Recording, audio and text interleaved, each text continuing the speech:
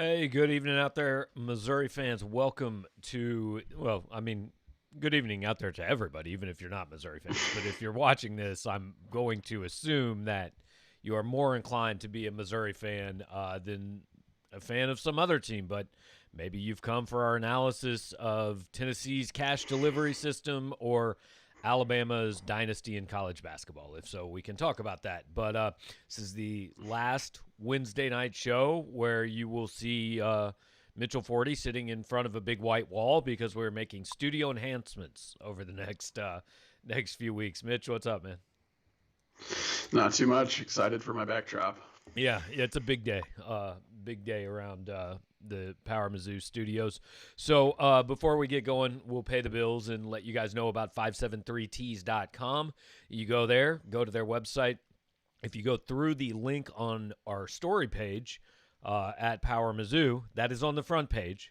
Many bypass that and go straight to the message board. You can't find the link on the message board. You've got to go to the story on the front page. If you go through the link there, you're going to save 10% on your first order.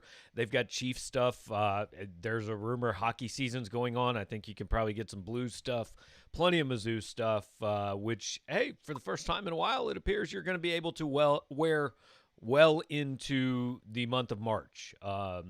So that's good. Go buy some of their stuff, support them. They've helped us out a lot over the last year or two, and they allow us to do this show every Wednesday night and hang out with you fine people on the internet. We've already got quite a few comments coming in the chat. We will certainly get to those. Mitch, we were talking in our extensive pre-show meeting that a day that we kind of didn't really think was going to be very busy all of a sudden became pretty busy this morning. Yeah, it did. Had a recruit class of 2022 football player, receiver out of Kansas City area commit, and then had news that defensive line coach Rick Haley is moving on after 4 years at Mizzou, and all signs pointing to a defensive coordinator hire rather soon. So Yeah. had to do some work on that front as well. Yeah, so all of that we will get to, certainly. Let's start, I guess, with basketball because it's the one thing that, old news last night, but Missouri has played two, I think, 1.5 really good games in a row. I don't know, last night, best game of the season, most complete game of the season? Yeah, it's got to be up there at least against. I mean, it's not as probably. I don't know if you're not beating a team like Illinois or Oregon, and they might have played almost as well against Oregon. But yeah, if you're just talking about pure, Mizzou rating, I guess I don't know how that would be measured. But yeah, like not taking quality of competition necessarily into account. I think probably so. Jumped out to a fast start, led wire to wire, led by double digits the whole second half. You take that in an SEC game every time. Yeah, we were talking about last time we did this show, Missouri was still on break, and I was talking on another show I did earlier today. Somebody said, do you think the break was good for Mizzou? I said, you know what I think was good for Mizzou was playing Texas A&M coming off the break. That is what I would recommend to every team that goes on COVID break. See if you can schedule a game in College Station for your first game back to just kind of dip your toe in the water before you really get going. Right, like going on break and missing LSU might have been good, but going on break and missing Vandy maybe not so good. Exactly, because Vandy honestly may never play sports again. Like their women's basketball team has opted out of the season. The men's basketball team just continues to not play. South Carolina hadn't played very much, and I was actually kind of surprised when I started looking at it.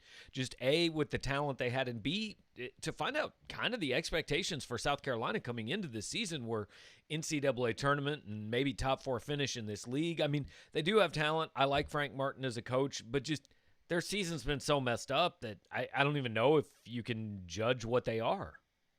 Right. Yeah. I mean, they've played games at less than full strength. They had a game where, Frank Martin wasn't even there. They've had 7 games canceled. So it's hard to say, but that's still a team that's going to win some SEC games. Frank Martin's teams are never, the very bottom of the standings. So, it's certainly good to not only get a win, but a comfortable one. And I mean, the crazy thing is apparently Kentucky's just maybe it's past the point where I should start saying, well, it's still Kentucky. They still got a lot of talent because they're losing to Georgia right now in the second half. They're going to slip to 3-3. And if they lose that game, Missouri at 3-2 is sitting alone in 4th place in the SEC. Yeah. So, Yeah, it's pretty wild. it's kind of crazy. I think there's clearly right now one team that's kind of above the rest, but even then, you could maybe say two or you I think you can pick 2 or 3 teams that you think, okay, these teams are pretty safe bets to finish, top 4 in the standings. And then after that, there's like 8 teams that are all going to end up within a couple games of each other, which is pretty normal 100%. for the SEC. Yeah, definitely. Like, I think, 4th through 9th, you might just be deciding that seeding on tiebreakers come the SEC tournament. Or kind of like we talked about last week, like, I don't know, one team might be 7-7, another might be 9-6, another might be 10-9. Who knows? We don't know how many games anybody's going to play. But, everything is kind of jumbled up in the middle. And, you mentioned the one team, Alabama. I guess the conclusion we come to is that Stanford is probably winning the national title because Stanford beat Alabama in the non-conference by 18 points. Like, Alabama did nothing in the non-conference. They lost to Western Kentucky. They beat Furman by 3. And now all of a sudden, like, they're the best shooting team in the history of organized basketball. Right. That it just kind of goes back to one of those things. Like when you make shots, you're hard to beat, and they're making shots at an unheard of rate. They made 23 3-pointers last night. Now they're a talented team. They're well coached. They're experienced, and I've absolutely credit to Nate Oates for kind of implementing that system and getting them those shots. But they're probably not going to. In fact, I feel very comfortable saying they're not going to shoot like that all season. Right. And on the same token, though, if they do shoot like that, they are, I think, kind of unbeatable. Truly, maybe Gonzaga could score with them. Maybe Baylor could slow them down, but if they're making 23 threes in the game, and now LSU plays no defense at all ever, but still, in either sport. That's a very tough thing to stop. Bo Pelini is also Will Wade's defensive coordinator. So Alabama makes 23 threes. That is 69 points. I'm very good at math. Ole Miss scored 64-1 last night. Missouri scored 68-1 over the weekend. So the Alabama game scored 69 points in a league game yet this year. Yeah, they're poor. So, but as far as Missouri goes, I'm not going to buy all the way into Jeremiah Tillman, but we are getting a bigger sample size than we've ever seen before that he can string this together. Yeah, you can stop short of saying, and I probably would saying he's playing at at first team all conference level or this or that, but I'd say he's Missouri's best player pretty clearly at this point. He's very clearly playing the best basketball of his career. I feel like I got a little bit better appreciation for it last night, being able to be there versus watching on TV and just kind of getting to pay a little more attention how defenses, how much, attention he draws from opposing defenses.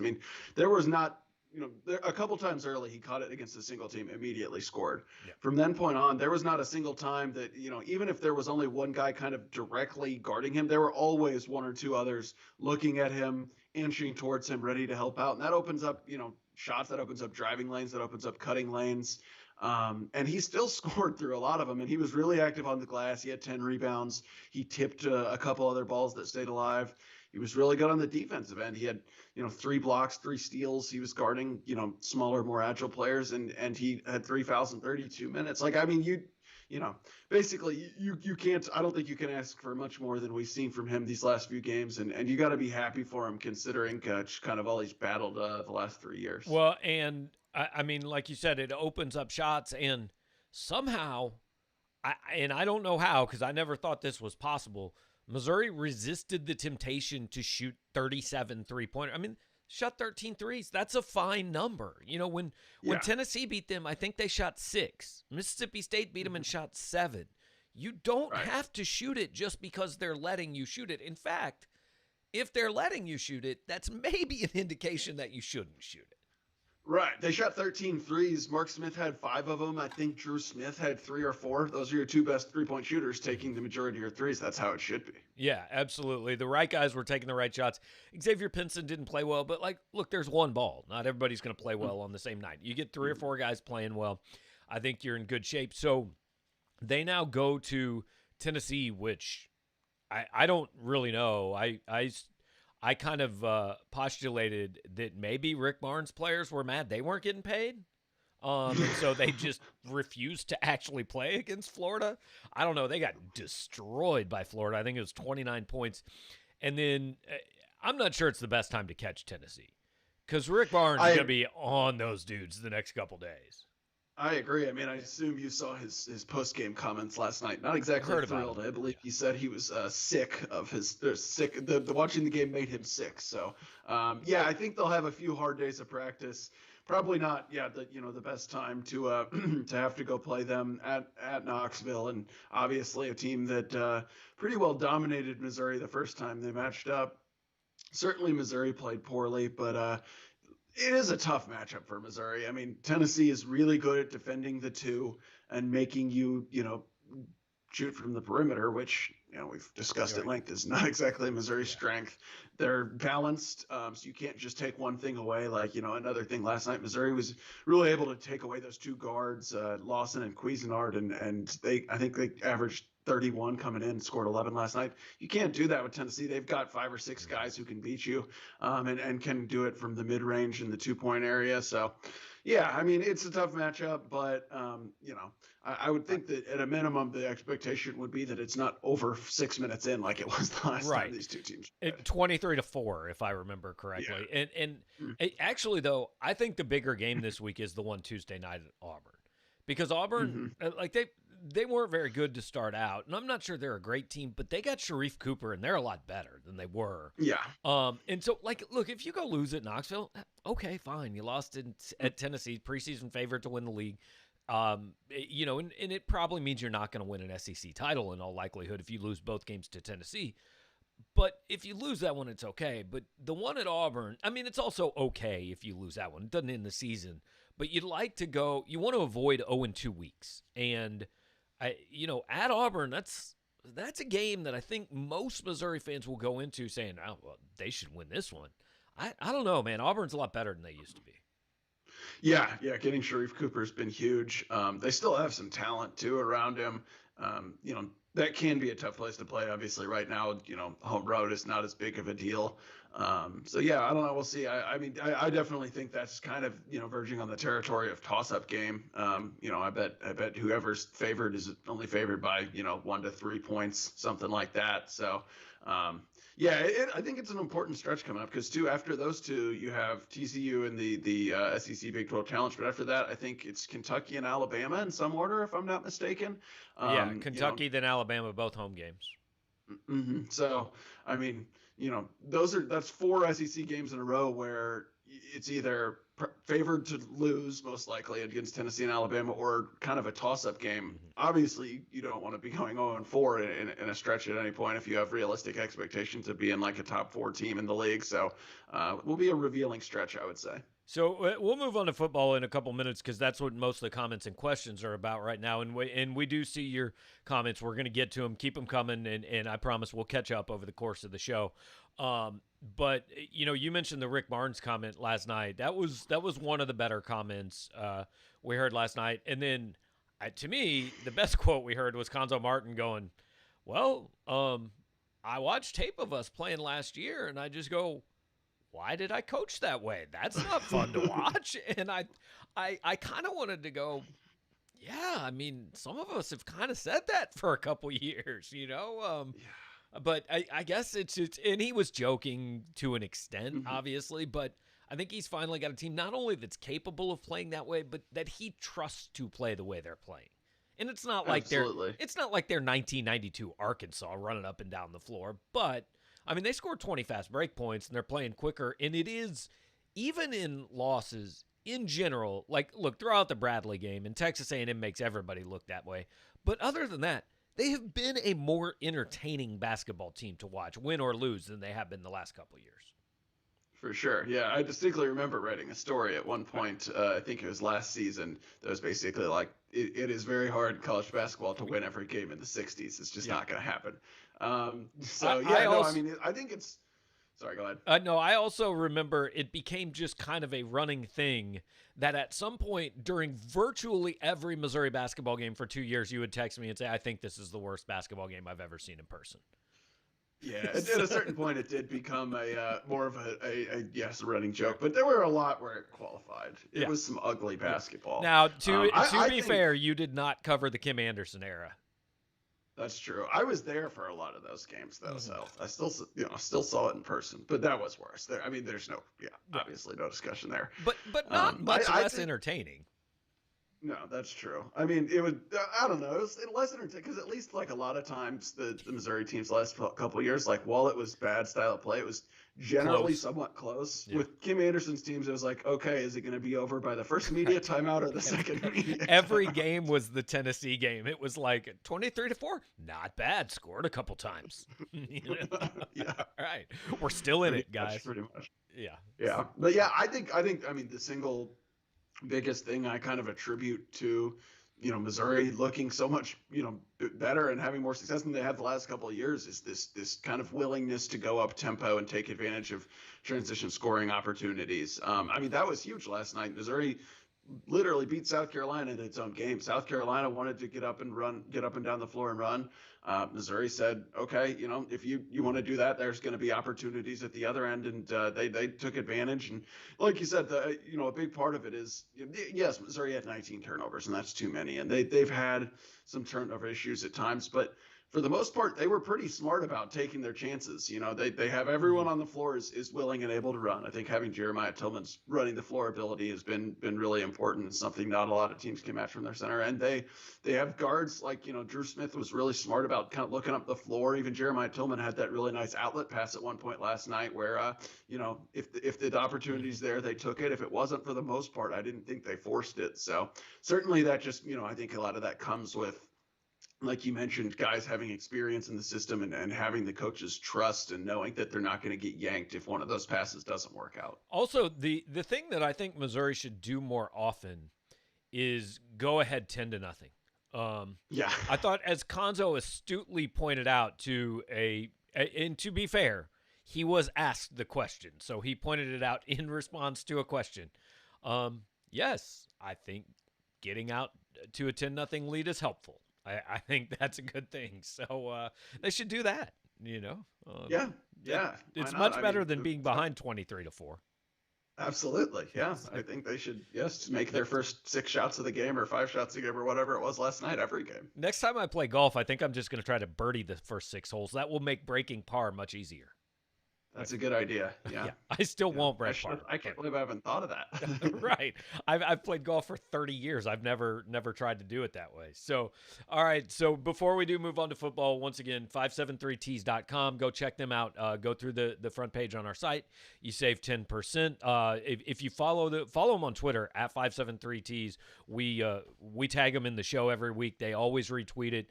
Huge Mizzou fans running the show over there. So a lot of times, honestly, I see some things on Twitter because they've either retweeted it or liked it or something like that. So they see things that I don't even see sometimes. So, hey, they're helping us out maybe more so than we're helping them out, but we're trying to help them out, get them some attention and have you guys head over there. So again, most of the questions are about football, so we're just going to kind of start to get into those. Multiple things happened in football today, so we'll start going through your questions and comments, and please feel free to add more to them. Respond to anything we say while you're over there. Hit the like button on the show. Maybe subscribe to the channel. Do all those things that all the professional YouTubers say that you should do.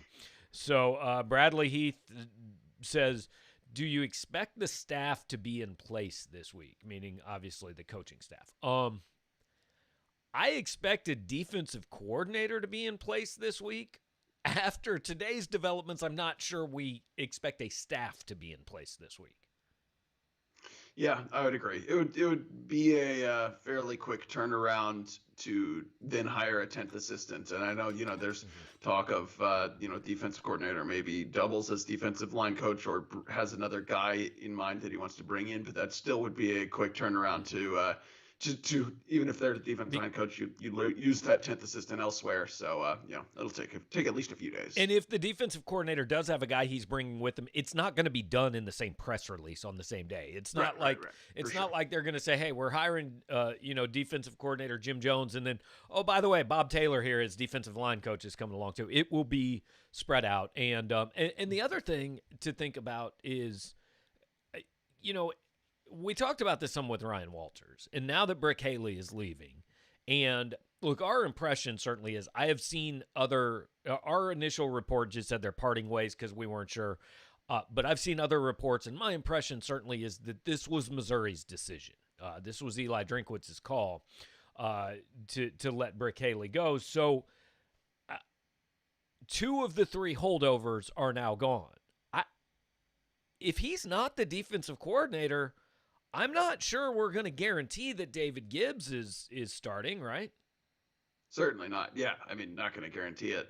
Could he come back? Sure. I mean, I wouldn't be surprised if there's a spot for him. I'm not trying to drive him out, but right. But yeah, no, you'd be naive to say certainly he'll be back, especially if he went through the process trying to get this defensive coordinator job and it didn't work out. Yeah, because look, if he is not named the defensive coordinator here, he knows the ceiling at Missouri is cornerbacks coach. That's it. Right. It's not, I mean, this is your chance to be named DC. If you're not DC now, you're not going to be DC 2 years down the road. So he knows there's a ceiling here and might look somewhere else. Maybe not this year. And again, we're not trying to kick David Gibbs out of town. He seems like a pleasant person, has done a fine job, no issues with him, but we've been asked a couple times. And as far as the staff being in place, it really, I guess it's a little different this year because the whole coaches convention probably isn't happening. That's where a lot of jobs usually do. But there is no necessarily rush. There are going to continue to be staff changes. I mean, Auburn still has to hire coaches. South Carolina probably has to hire coaches because Auburn hired all their coaches. Tennessee's going to have to hire an entire coaching staff. So there's going to be movement. NFL teams are not done yet. They are going to lose assistants. They are going to have to hire coaches. Some of them could come from colleges. So, the coaching changes, they continue well into the spring. Right. I mean, I think we've kind of seen with this defensive coordinator search, it's not like it was, it's not like a head coach search where everything needs to get wrapped up in a few days, ideally. There was no huge rush to get this done. And then, as you move down to position coaches, I think the rush is even less because there's obviously more available. And in fact, it's the exact opposite in college football. There is no rush to fill spots. There is a delay to make changes because you have to make sure you get past signing day and lock all these kids into school for a year so that the guy who busted his ass recruiting them for 12 months can take off and go wherever he wants. That's not an Eli Drinkwitz or Brick Haley or Missouri statement. That is across college football, and it is the main reason this one-year transfer thing should 100% pass. Yeah. So that's my soapbox comment real quick. Adam Schlittler. I always have to look at your name, Adam, and make sure that I'm pronouncing it correctly and not butchering it because it's a lot of letters that look very similar on my screen. But he wants to know if Steve Wilks is the hire, what would be your initial impression? In your opinion, how would he compare to the other candidates that Football Scoop listed? So, first of all, we don't know that anything's done. All we feel confident saying is that Steve Wilks is a strong candidate and potentially the number one candidate. I know Dave Matter reported there are 3.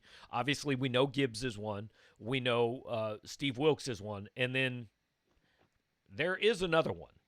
We don't know who it is. I don't believe Dave knows who it is because he didn't write it in his article. It is my impression among people that I've talked to that Steve Wilks has kind of emerged as, hey, this is the guy. I would even go so far to say is if it ends up being David Gibbs, it probably means Steve Wilks, passed on the job or they couldn't work something out, whatever it was. I mean, I don't know, NFL head coach, 2-3 years ago, and you hire him as the DC.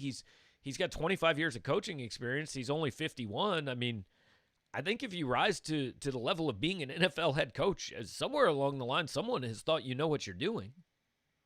Yeah, absolutely. Yeah, I mean, I'm not going to go out and say, oh, automatic slam dunk home run, because it is outside of the box. It is a little different, but I would like it. I think it'd be it's unique. It's different. Like, we've said this, in many times, either here on the message board or the podcast or whatever. But like when you're at a school like Missouri competing in the SEC, you can't just go out and try to line up and do exactly what everyone else is doing. You can't hire another former Saban assistant and try to run the Saban defense with like everyone else in the league is doing, unless you have the best players. Right. So, I think it's, I think it could be a good idea to look outside of the box, get someone who has, been exposed to a lot of different, teams and schemes in the NFL. Obviously can sell the fact that he was an NFL head coach. Worked under some guys like Ron Rivera and Sean McDermott, who are pretty well-respected defensive minds. There's question marks. I mean, obviously he hasn't worked in the college game in a long time. He hasn't had to recruit in a long time.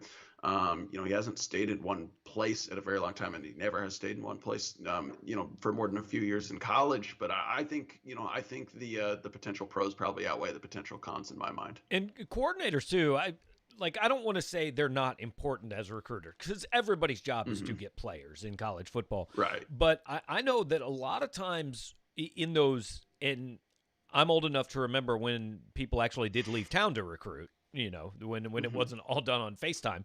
But a lot of times in those in-season weeks when coaches are hitting the road, flying all over the country, a lot of times the coordinators don't go there. A lot of times they stay back and game plan. Now it's a little different with Missouri when the offensive coordinator is also the head coach. But my point is, that you want the first thing you're probably looking for is, hey, what schemes this guy run? How's his defense? X's and O's. And to me, the recruiting pitch for him is, hey, you guys all think you want to play in the NFL. Like I've been there for 20 years. I've been a head coach there. I know what it takes to get there. And look, the argument against that, I understand. That probably sounds a lot like what Lovie Smith told kids, right? And that didn't work out. So it's not a guarantee that it's going to work, but that's the pitch. Right. And it's a little different when you're talking defensive coordinator versus head coach. And also, there's kind of a difference right now. And I think just the status of Missouri's program versus Illinois. I mean, the SEC is a little bit more of a selling point as well. So. Yeah, and Missouri has won more games. I think maybe that's what you were mostly getting at. Yeah.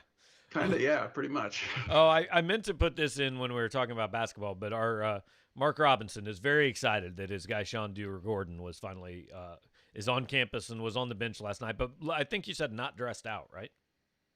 Yeah. I saw him with my own two eyes. He's here. As of last night, he was not listed on the roster, not in uniform. I think that is the plan for the rest of this season, although no one told me that. I guess it's theoretically possible. Maybe he was, he's not hasn't passed all the COVID tests he needs to pass yet or something, but I assume he would be since he was standing with the team. Yeah. I think it's more just, he's around, he's practicing, and he'll, getting ready for next season, but not going to dress for the rest of this season. So real quick, while we're on this discussion, I do think one of the big reasons why is because this season, actually, the fewer people you have in your travel party, the better. That's why Missouri has no walk-ons on the active roster this season, because, better chance someone gets it than gets on the team plane and your whole team has to quarantine for 2 weeks. Good point. And, yeah, I mean, do you know, are the walk-ons still practicing? Are they still on the team, or are they not even part of it? I don't know. I haven't seen them on the bench. I haven't asked. They're not at games, and they're not on the game roster. I think they might still be practicing. I feel like they're still considered kind of on the team because there was a tweet about them earlier in the off season or whatever, if you remember, a few weeks before the season. So I have no idea. I haven't asked. But well, the only reason that occurred to me was, I got to tell you, man, if they told me, all right, look, you can show up to practice every day, there's zero chance you're going to play in a game. You can't even sit on the bench. You can't be there. But we'd love to have you practice every day. But, oh, by the way, to do that, never go out. Don't see anyone. Don't enjoy life at all, because we can't have the guys who actually play get COVID. And again, that may not be the case. But I'm just saying I wouldn't do it. But then again, I would Yeah, never have walked on to begin with. Because that's true. They might not be practicing anymore. I don't know. I don't know if you picked this up. I don't super like to work hard, so especially if it's not necessary. So that's kind of my approach. So Josh wants to know, will Tennessee be able to field a team next year? This is obviously football related. And look, I appreciate, first of all, I want to say, I think the McDonald story is completely false. I think there is zero truth to it. And people I know who know a lot more about Tennessee have told me there is zero truth to it. Look, I love Dan Patrick on SportsCenter. I'm not sure when he became the authority for breaking college football recruiting news, but so let's get that out. Let's get that out of the way first. That I don't believe that story. It has provided fantastic memes and comedy. I appreciate that part of it very much. I am not at all above laughing at Tennessee and its fans. I find it very enjoyable. I like that they are looking for a coach. I saw, actually, the best thing I saw the day they fired Pruitt. I spent some time reading the VolQuest message board because I like the misery of other people. And the best post I saw, somebody said, should it be a requirement that our next coach knows what asparagus is? That was my favorite. Probably, yeah, I think so. Pull it out in the interview. Because do a whole smorgasbord of vegetables? Can you name these vegetables? Do you know what these are? Because some of them might show up on the play sheet, that they flash on the sideline. But I would be willing to bet. I don't know this for a fact, but I would be willing to bet that no coach who doesn't know what asparagus is has ever won a national championship. I bet every national championship coach has known what asparagus is. Yeah, I mean, I think that's a safe bet. You can't say for sure. Because I think every human being on the planet who's not Jeremy Pruitt knows what asparagus is. I mean, I didn't like Joe Paterno was born in the 1500s. They might not have had it back then. I don't know. But I think asparagus existed at some point in his life. I bet he saw a picture of it. I mean, I think the subset of people who don't know what asparagus is just Jeremy Pruitt. That's the only one. So. Apparently so. But now that said, there is a serious side of this, which is, dude, Tennessee's in a whole hell of a lot of trouble. That thing is people that, again, know a lot more than we do about Tennessee are saying multi-year postseason ban. I mean, they were already top 10 in the country in transfer portal entries before the last couple days when they had 4 go in today, including their best player. I mean, yes, they are going to field a team, but it is not going to be a good one, and it is not going to be a good one for a while. I mean, it already was. Yeah, I mean, right. It's just insane to me, that basically in an effort to, get out of paying $12 million or whatever it is, probably plus a little bit more, that's Jeremy Pruitt, a little bit more for the assistants they removed. They absolutely torpedoed the program, and I think made it a really hard sell for whoever's next. And that's why I think there's a pretty good chance that they, promote Kevin Steele to interim for a year or something like that, maybe 2. Because you're talking about a program where, you're going to have a new AD, so you have to hire an AD. You have to wait on that. You're already behind the 8 ball as far as the coaching carousel. You've got, like you said, major NCAA sanctions that you basically just volunteered, which also great. Their mascot pun there. There you go. Yeah. And then you've got, half your roster, most of your good players leaving for the transfer portal. And you've got the fact that, any coach is probably going to say, well, you just basically found an excuse to get rid of your last guy and make him unhireable by, throwing these NCAA sanctions at him. What if you're going to do that to me? Right. And then Tennessee will say, well, we probably won't. And they'll say, well, if you really want me, you'll make that assurance by giving me an extra $1 million a year. Right. I want $800 million to coach your team and sharks with laser beams on their heads. Right. I mean, it's almost become radioactive. It's crazy to me that Jeremy Pruitt was not a good coach. I always felt like he was. I mean, he was kind of just a caricature. But I don't know if it was worth he needed to go that soon, that badly, that it was worth just making the program, dropping an A-bomb on the program. I would like to say I'm extremely disappointed simply because Joe Walljasper can no longer write about his mask wearing habits. I mean, we've lost something there. But also, I mean. Any coach looking at the job is also, in addition to everything you just said, is going to say, Oh, by the way, like, you're freaking awful at football. Like, when you could get good players, you're not any good. I listed, I don't know if you saw in the mailbag, and I don't want to read through it, but like, I listed off all the programs that Tennessee fans would look at and say, well, they're a far worse program than us, who have finished in the top 10 since the last time Tennessee did. Do you know the last time Tennessee had a top 10 season? I read it. I did read your mailbag. There you go. It was 2001. 2001. Said, yeah. I mean, you were what, 5? Something like 5 or 6? I was 5 or 6, depending on when. Yeah. 6, I mean, so know, you were going to freaking kindergarten when the last time grade, something like Tennessee was in the top 10. So it's been a minute, and I think 100% what they have to do is just say, Kevin Steele's the coach. Like, not even interim. They have to say Kevin Steele's the coach. Now, they can maybe kind of work out a deal with him behind the scenes and say, look, we're going to publicly say this, that you're the coach. Now, this is just an interim deal. Like, we are going to reserve the right to look around again next year because we gave you a soft landing spot after you tried to murder Gus Malzahn and take his job. So it's cool. We're not going to promise you, but for public appearance sake, we have to make you the head coach. How could a guy who's an interim coach for a full year go on the recruiting trail? I mean, he's not going to sign anybody. Right. Yeah. I mean, yeah, I think that probably is the most likely scenario right now. I think, it depends. I mean, like, if you can get Billy Napier, you probably do that. But why would he take that job? Seems unlikely. Right. I don't think he would unless he gets guaranteed like $10 million a year. Yeah. Maybe Jamie Chadwell or something like that. You do it now. But yeah, I think realistically their best bet will probably be doing the like interim for a year thing. But yeah, I mean, recruiting, it'd be brutal to try to recruit. Again, I think you just kind of have to accept that almost at this point. Like, our team's going to be bad for like the next 3 to 4 years. Like, you might not even be the best SEC East team in Tennessee the next couple of years.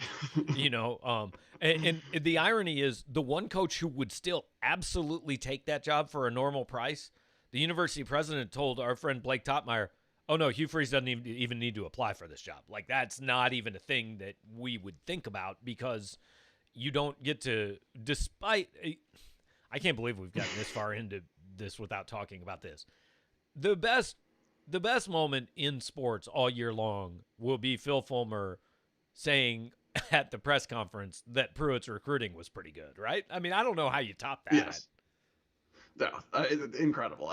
After they just fired him for committee recruiting violations, it's really, really remarkable. Amazing. Yeah, and Fulmer, he definitely paused like 3 words into the sentence and was like, "Oh no, I probably shouldn't say this," but he just couldn't figure out what to do. And yeah, very emblematic of everything. It's like when you tip a glass of water over and you can see it falling, and you should reach out and grab it, but you're just frozen. Yeah, that was Phil. I don't know that public speaking has ever necessarily been his strong point. I also don't know that athletic directing has ever been his strong point. So, I think I do know that it is not. Yeah. So, I could do a week's worth of shows just laughing at Tennessee. So, Davin Harms is asking, do you think Mizzou would be worried about Tennessee players that might have taken cash if they choose to transfer in? And this is really a question I think that would be applicable to any school. I mean, if you're going to take one of these Tennessee players, you do kind of have to have assurances that they're going to be eligible, right? Yeah. I mean, I will say this, depending on the player, we know the speed at which NCAA investigations work. If a player has 1 or 2 years of eligibility left, there's no chance this is getting wrapped up in that time. But you at least have to, I mean, I heard somebody saying the other day, like, Tennessee's already done a lot of the work for the NCAA here. They've already done their own investigation. True. These names have come up. There are players' names, I'm sure, in their report.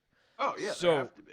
Yeah. And the other thing is, I think, look, any coach, like the coaches that were on Tennessee staff, the coaches in the SEC know those guys. And, like, it's not like Jeremy Pruitt and his entire staff is dead. So let's say a kid was choosing to, I mean, like, figuratively, yes, but not literally. But, like, let's say a Tennessee player was expressing interest in coming to Missouri. Somebody on Missouri staff can pick up the phone and call somebody on that Tennessee staff and say, look, this kid's looking at coming here. I know it's kind of weird, but, like, if we take him, do we have to be worried about NCAA stuff, And I mean, I don't know if Jeremy Pruitt and his staff would be honest about it, but I would think that's a phone call you have to make. Sure. I say in your hypothetical situation, we're saying that whoever on Missouri staff is doing the calling is calling Shelton Felton, because I would just like to talk about the fact that there's a coach named Shelton Felton just a human named Shelton Felton. Absolutely incredible. I'd like to meet him. We discussed that when I did the podcast with Jay and Neil. Neil posed the question, if your last name was Felton, how many things would you think to name your son before you would name him Shelton? And I said, zero. I would think of all the names, like every name that is possibly a name I would just start picking things out. Frame Felton. That's better than Shelton. I might name my first child Shelton Felton as a first name, and then a middle name, and then Forde. I want Felton to be the middle name. Yeah, Shelton Felton Forde. That poor kid would get his ass beat at school a lot, but that's all right. Michael's wanting to know how many players Missouri gets from Tennessee. Look, I mean, they've only got 4 spots left. And a lot of these, like Henry To'o, is that how you say his name? Something like that. I mean, he's going to have 8 million offers. And I'm not saying Missouri he will have be pick. one of them, but, he's from – the only one that I think Missouri would probably even spend time kicking the tires on is that Jameer Johnson kid, the offensive lineman who Mizzou recruited him out of JUCO. I think he took a visit, and he started like 17 games at tackle. Mizzou needs a tackle, so I don't know. I think that's the only one I think. Even he's going to have. I mean, you're talking about a guy who started over a full season already in the SEC. He's going to have no shortage of people knocking on the door. What do you think? And I don't have any reason to believe this is a possibility, but what about Eric Gray? I mean, I think you could use a transfer running back, and if there is a team who knows how well Eric Gray can play, it would certainly be Missouri. That's true. I think it's possible, and maybe you kick tires there. Because I mean, there is certainly kind of a lack of a proven every down back, obviously, on Missouri's roster right now. I just don't know if you really are down to 3-4 spots, where that ranks in the priority. I mean, maybe. Right. So I don't know, and I also don't know. I don't know what kind of interest he will get. I assume pretty high. I mean, I thought he was very good, but again, I've only watched him play against Missouri when he has torched them at the last his couple best. years. Yeah. So. Michael also wants to know, is Chris Kiffin on the table or more looking toward Gibbs and Wilkes? Again, we can only kind of speculate. Is he? I mean, I don't know. He was on that list that Football Scoop put out there. It's possible. Here's what I've just kept going back to with Chris Kiffin, though. Like, even if the show cause was completely unwarranted, even if it was completely unfair to him, Missouri football is currently on probation. And Jim Sturk just doesn't seem like the kind of AD that's going to say, yeah, I'm good with us being the one that brings this guy back to the SEC. Maybe I'm wrong, but that's my read on it. Yeah, I kind of agree. I don't know. I mean, I agree. And also, I get the sense that, like, it doesn't seem like a lot of the other names besides David Gibbs on that Football Scoop list were really that serious of candidates. So why all of a sudden is that guy but not the other two? I don't know. I don't want to delve too far into the hypothetical of motivations behind lists and whatnot. Oh, but I kind of do. Okay, I mean, go ahead. No, clearly that was a list that was like, yeah, I don't know. Let's put out a list because, like, our fans will get excited. People will think something's happening, but we don't want to put out the list, right? We might throw you a little Easter egg here. Everybody knows Gibbs is on the list, so that's no harm there. Right. I mean, you had to make it look somewhat legitimate. Right. And maybe Kiffin is that guy that, like, yeah, he's legitimately in the conversation here. We're not saying it's impossible. But my impression is, look, I think I've used this line so many times over the years. The editor of the Washington Post, back with the whole Watergate thing and all the President's Men, was asked one time, like, how often do you lie? And he said, we lie every day because we just write what people tell us. I mean, every time something gets out, people have this misconception that, like, Eli Drinkwitz just picks up the phone and tells us things. That like, hey guys, here's what happened today. Like we just have a nightly call, and Eli kind of lets us in on what's going on, and that's just That'd not be how it excellent, works. by Like, the way, if we could get that going. yeah, most things they kind of don't want us to find out, and so if something does come out that pretty clearly had to have come from someone inside the program, like there's a reason it comes out. I mean, every time you read a quote from a press conference, I mean, like Rick Barnes the other night, he was clearly sending a message to his team. I think you guys suck, and I want you to suck less next time we play. So I'm going to destroy you in this interview, and everybody's going to read about it, and they're going to know how mad I am at you, and that's hopefully going to make you play better next time. So in this case, when a list gets out in the middle of a coaching search, there in a lot of cases, when a list like that gets out, in a lot of cases, like, somebody pretty clearly planted that list. That didn't come from 4 different places, right? Yeah, yeah, for sure. And now I know people are thinking, well, then how do we know Steve Wilkes is real? Or how do we know that any, like look at how we found out about Drinkwitz last year, right? We hunted down a plane that was sitting in Indiana. And people do talk. Yeah. Like the person involved in a coaching search will tell somebody else who will tell a friend who will tell a reporter. That's how things generally happen. But also a lot of the coaching information actually ends up usually coming from the other side, right? Because the program looking to hire someone doesn't really want it out there. But the guy who is looking to get hired doesn't mind at all telling somebody, hey, FYI, man, I'm interviewing at Missouri tomorrow. So, Right. Yeah. I didn't mean to interrupt you with my rant there. No, you're good. But yeah. So Chris Kiffin, anyway, they're probably hiring him tomorrow, right? Yeah, I mean it's possible he's the third candidate, and it is worth pointing out that like he is the one person who's kind of been talked about where it's like if he were hired, he wouldn't need a defensive line coach, right? Because he would probably do that because he's always coached defensive line. But I mean I feel like it's probably not super likely at this point. Yeah, I still think I still would put Steve Wilkes as candidate 1 in my opinion, and it's semi-informed, but it's not complete. Again, Eli did not call us and say, here's the list and here's the order. In fact, I attempted to ask, and I was rebuffed in getting that list. Same. So. I saw him at the basketball game last night in the concession line. He wouldn't tell me, just so you all know. Was he in the Andy's line, Dickie's barbecue line? Or? Actually, I was in the concession line, and he was walking by. So, okay. Yeah, I was just hanging out with the hoi polloi, trying to get myself a caffeinated beverage. For $10. Yeah. All right, so Mitchell Bennett has a basketball question. I'm not sure it's actually a question, but I legit think Mark Smith should not dribble the ball. If he puts it on the floor, it's a 50% chance there's a turnover. I mean, I understand the sentiment. At some point, he's going to have to dribble, but I do think the dribble should be limited. I agree. He actually did a pretty good job last night. I thought he drew a couple fouls. He ran the floor well. You don't want him running the break necessarily, but as kind of an option to streak down the floor and try to get behind the defense for a pass. But yeah, I mean, his value is mostly as a 3-point shooter, and Missouri needs him to be that. And it's not really a coincidence. Last night they shot their second best percentage from 3 from the season when he shot well. In fact, I went back and looked, and in the 3 times Missouri has broken 30%, been better than 30% from 3, which incredible that they're 9-2 and have only shot better than 30% from 3 in 3 games. He has made well over 50% of the 3-pointers in those games. I think it was something like between 60 and 70%. And made 3 of the 5 last night. Yeah. So, right. Aaron with another basketball question: is Tillman earning some money with this latest stretch? Could he become draftable?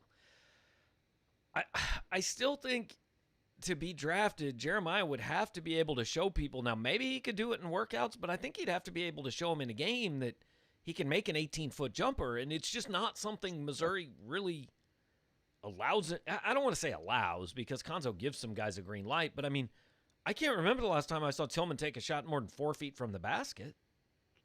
Right, which is good for this team. Right, absolutely. Yeah. I mean, is he earning himself some money? Sure. I could see him, and I'm not a scout by any means. This is, very much a guess, but like I could see a possibility of, getting G League looks, maybe even a two-way offer, at some point where you're on both kind of a G League and NBA team. That's a thing these days. He does some things really well. Like I mentioned earlier, he runs the floor well. He moves his feet pretty well for his size. He's gotten better at that defensively.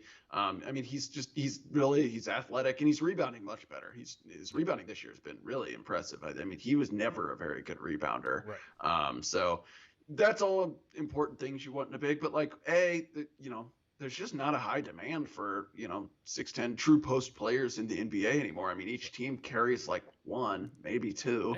And B, like you said, he doesn't really have that jump shot element to his game. So, I mean, it's weird to say he's almost old because I think he's like Right. 20, 21 or 22, but like he's not like someone who's you say, oh, he's got a much more years left, so we can develop him for 2 or 3, and then maybe gets more out of him. So I would guess he's probably not getting drafted. He's kind of a finished product at this point because you are if you play 4 years in college, it is almost frowned upon now. And look, I don't watch a lot of the NBA, but when I do, like I think people underestimate the skill level. I mean, there are 6'10" dudes in the NBA who are shooting 40% from 3-point range, which is 3 feet beyond the college 3-point line. I mean, these guys are. I mean, Dirk Nowitzki was 6'10".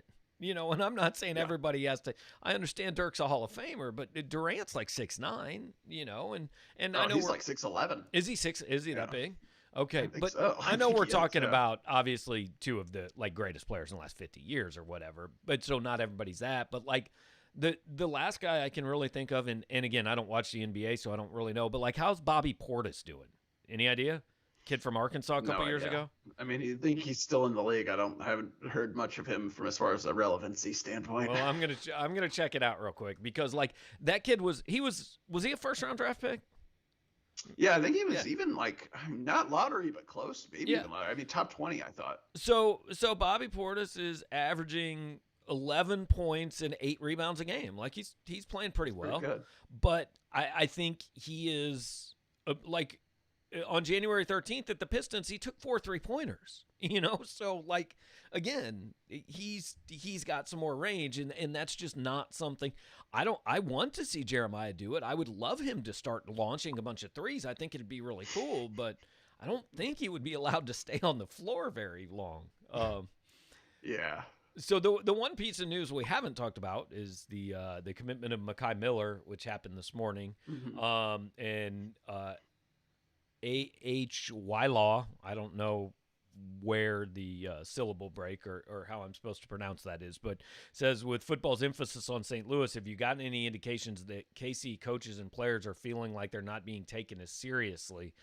P.S. I like the Miller commit. And I want to say I actually did get a text from a guy I know in Kansas City who is around a lot of high school football and stuff. And earlier today he said Mekhi Miller, he thinks he is really legit. He's a guy that I think Missouri feels like can play all over the field, can play a number of different spots. But look, I mean, if there were a bunch of kids who were signing Power 5 letters of intent that didn't have Missouri offers from Kansas City, then maybe Kansas City would feel ignored. But there aren't. When there are high-level players, Missouri is offering them. So that's all you can do. I mean, St. Louis, just the last 5 to 10 years, has just had a lot more players. Yeah. I mean, like Drinkwitz did say, at early signing day, something along the lines of like, I thought we made some good inroads for most of the state, need to do a little bit better in the Kansas City area. And he did say, they have the players. We just got to build some better bonds. But for the most part, I mean, like I can't think of, really many players from that area who are, Missouri didn't offer, like you said, who went to Power 5 school or who went to places Missouri like definitely should have beat. I know there was that offensive lineman who went to Iowa and like, that's maybe on par with Missouri, but I think he maybe had family ties to Iowa or had visited there like 17 times or something like that. So I don't know. Yeah. I mean, like it's good though. It's certainly, you want to be able to kind of build up a little pipeline. They have 2 commits in this 2022 class from the KC area, that tight end from Lee Summit as well. And they hadn't had one since Daniel Parker, Dom Jacinto. So it had been a minute. So yeah. All right, Dan Dorr asks, Mitch, I'm interested to know if you're going to get this reference. If we hire Wilkes, do you think he could do his show from Columbia or bring Jerry Springer in for an appearance? Do you understand the Yeah, reference? I mean, no, I really don't. Okay. I know who Jerry Springer is, Okay, so but that's about it. when the Jerry Springer show was a thing, like he had his like security guy, because the whole point of the show was like these trashy people are going to get in a fight. And so his big, Mhm. bald, bulky security guy was named Steve Wilkos, and then he eventually got his own show. And so, yeah, Dan, it landed with me. I will say that. That makes sense actually now, because as I was Googling Steve Wilkes recently, Steve Wilkos popped up first. Perfect. I mean, I'm on board. You know what? They should actually hire Steve Wilkos for at least one game when Florida comes to town. Dan Mullen ain't messing with Steve Wilkos, man. I mean, That's that guy. true. That's true. That Wow. guy. Good idea. Yeah. You got Steve Wilkos and Markel Utz. He's coming back for another season. Missouri wins that fight. I mean, Dan Mullen is staying on his own sideline in that game. Get him like an off the field role. You got plenty of spots. You know, some sort of analyst for fight control or something like that. Yeah, perfect. Dalton Barker says someone on Power Mizzou compared Eli's situation with Dabo at Clemson in terms of both being young offensive coaches, and mentioned how Dabo hired Kevin Steele and then Brent Venables as defensive coordinator. It's a big hire for Drink. Yeah, I mean, they're both young offensive coaches. I hesitate to say that, Missouri is going to become Clemson. I don't really even know how to wade into that question without just saying something hyperbolic or without being accused of, but yes, it is a big hire. He is mostly an offensive guy. I think it's fair to say that he is almost hiring somebody to be a head coach of half the team, right? Yeah, I kind of think so. I mean, he's been, and all I can base it off of is our press conferences, our Zoom conferences with him, but he's been pretty willing to talk about the defensive side of the ball. Obviously, probably more willing than Barry Odom was to talk about the offensive side of the ball. But it's clear, like, he's made it clear, the defensive coordinator has full control of the defense. At times in the fall camp Zooms, I remember him talking about the defense as them and the offense as us. So, I mean, like, this is certainly for an offensive head coach, it is an important hire.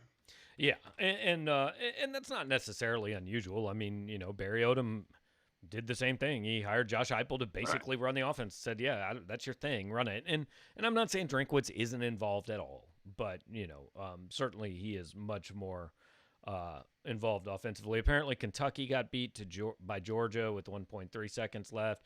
That should be fantastic tweeting from the Kentucky media. I've noticed they're not handling this particularly well in the tweets I've seen. No one in the Commonwealth is handling it particularly well, except Louisville fans. Right, and But, yeah. and Louisville fans and media have their own issue of handling things well. So Yeah. But I once again want to encourage everyone to follow as many Kentucky and Louisville writers as you can, because it's just I don't know where the sniping comes from, but I think the writers might hate each other more than the teams. So that's how it's always. I don't know, man. It's a brutal rivalry. It is. Sometime when we're more bored, we can have Louisville Kentucky rivalry story time from my youth. Okay, perfect. Sounds like an off-season show. Tony Raines wants Coach Kulagowski back. I don't think it's very likely. I mean, Gary Pinkel's not the head coach here anymore. I'm not sure Cool has real fond memories of the way things ended here. I don't think it's going to happen. That's I'm going to go ahead and say he not a realistic candidate. Yeah. Ron wants to know if we're hoping Clay Travis gets the final word again on the new hire. And I said that, in my mailbag. I said 100%. I hope that Clay Travis and Vol Twitter get to hire the coach. Right. I don't know if he needs if I want him to get the final word, I just want him to stir everyone up and just absolutely make it all go sideways again. I mean, he basically got an athletic director fired last time, and then Jeremy Pruitt hired. So I mean, it was I would very much like it to go all haywire again and last like 4 or 5 weeks. Yeah, get us through a lot of off season. Again, my world, and if I'm being honest, I don't really care about the rest of your world. My world is better when Tennessee is hiring a football coach. So I am completely here for it. So Missouri has 4 commitments now after Mekhi Miller jumped on board. They have room for anywhere between 0 and 21 more next year. I mean, like literally no one knows. I was talking to somebody at another school today who covers another school, and he said they've already got like 6 or 7 commitments, but they had like 5 blue shirts last year. So they've already filled 11 or 12 spots in this class. But the NCAA hasn't made any decision on what eligibility is going to be next year. So, like, nobody really knows if they have room for kids. Yeah, it's a disaster. And that's what we talked about that. And you talked about it a lot when, the decision was made to do this extra year of eligibility. So on down the line, it's going to cost recruits spots. And we're going to start seeing that in the class of 2022 and probably through about 2024, 2025. Yeah. Yeah. So I don't know. Defensive coordinator could be as soon as tomorrow. I don't know. It could have happened while we were doing this show. It will happen, I'm assuming, at the worst possible time. Oh yeah, no doubt. I mean, actually, I was almost pleasantly surprised it didn't happen during last night's basketball game because that would have just made a lot of sense. 100%. If the only rule, once again, if it happens between 5:40 and 9 o'clock on Sunday night, Mitchell will cover it. I will find out sometime thereafter, unless Chad Henne starts. Then I'll probably be able to walk away and help you with coverage. Basketball at Tennessee on Saturday, at Auburn on Tuesday. So we will do shows for that. I don't know. I feel like we've kind of covered all the bases and we've answered all the questions, and Bob Douglas finally commented. So I feel like the show is now complete, right? Yeah. Good to see Bob's doing all right. I feel like we've hit on everything we need to hit on. Yeah. We can't end the show before Bob Douglas shows up, but now that Bob Douglas has shown up, we can end the show. So kind of a meandering show, but hopefully you guys learned something. If you didn't learn anything, I don't know. Hopefully you find us amusing or something like that. At least enough to hit the like button on the show. Go visit 573Ts and buy a T-shirt in our honor. Just do those things. We're happy. Thanks for stopping by, and we will catch up. Plenty of stuff happening in the next few days.